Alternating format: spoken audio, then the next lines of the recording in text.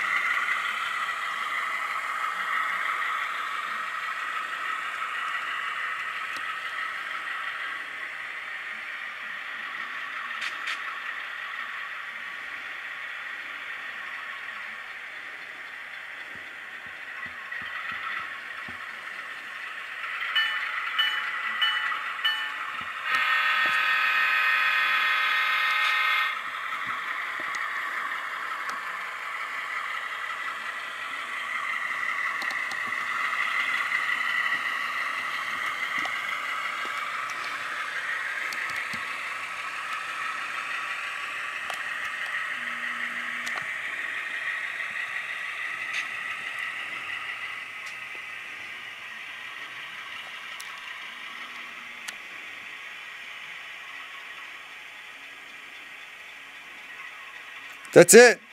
Hope you enjoyed the video. Keep watching. I'll have about 2 or 3 more in the next couple days. Alright, see you guys later. Bye.